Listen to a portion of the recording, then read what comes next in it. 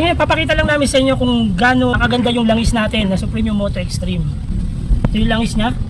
Makita nyo, pula pa siya. At kapag pinunasan natin, wala, nakikita kang sunog.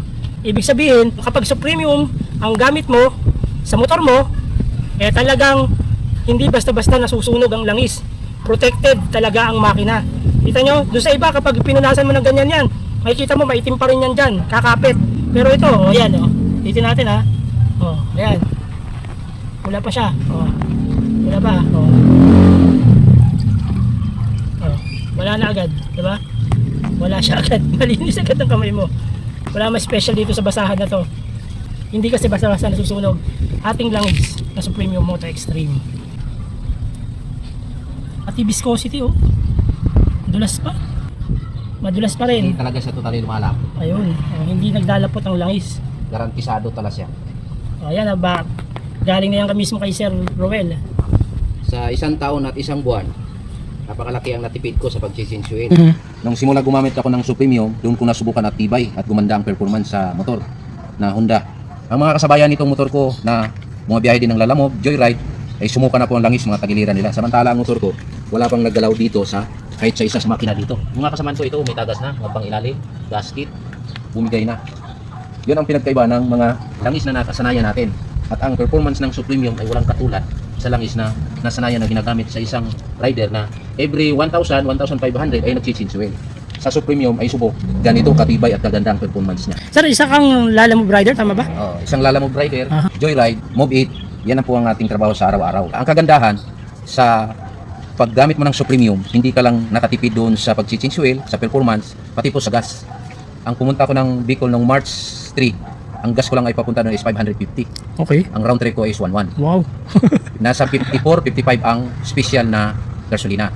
So nung bumalik ako nung last October 4, itong nakaraang buwan, ang gas ko lang ay round trip naman is 12. Yung mga nakasabayan ko naga, mga Inmax o yung mga scooter, sila nagda-2,000 na sila. So sa akin yung 2,000 round trip. Wow. Kasi ang round trip ko is 11, 12. So hindi masyadong mabigat.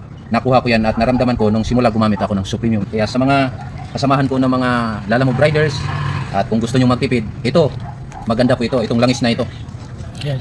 Ito po, yung para nga sa mga automatic 10W40. Ito po ang gamit natin. Isang Naman yung taon at isang buwan. 15W40. Kaya subok ko na ito at talagang sadya namang matibay at malaki ang tipid. Bilang isang Lalamove rider, hindi naman kalakihan ang kita. Kaya kahit paano, malaki ang nasisave na pera sa maintenance ng motor at maganda pa ang performance at hindi ka kabado kung saan ka pumunta. Dahil maubusan ka man ng langis, kung sakaling matuyuan, ay wala kang pangamba na kakatok. Kundi talagang Protected talaga, sir. protected ang makina niya at Ayos, hindi ah. siya basta-basta bibigay. Ayun. Pero kung sa ordinaryo lang siguro, hindi ka makakalayo. Pinakamataas na siguro yung 2 kilometro o baka hindi ka abot.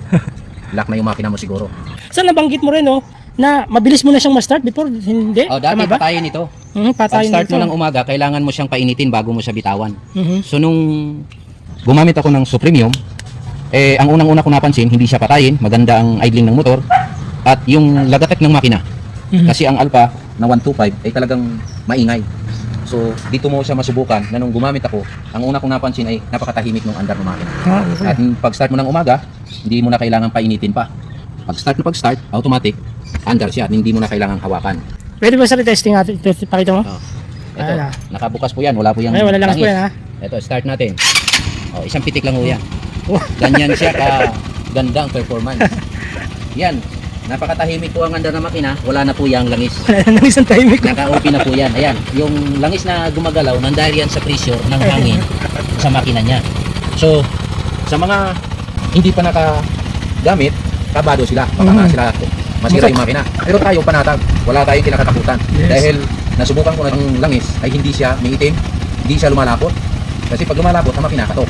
Kaya ang kagandahan ng Supremium, habang tumatagal, mas lalong gumaganda ang performance niya. Sa 2 taon, wala siya pinag-iba ng bago. Isa. Talagang bumibira siya kung gugustuhin mo. Kaya sa pagsubok natin ng Supremium, hindi na tayo gagamit pa ng iba. Dito na tayo garantisado. Ayun. Kung gusto mong makatipid at malagaan ang makina mo sa motor, mag-Supremium Extreme po tayo.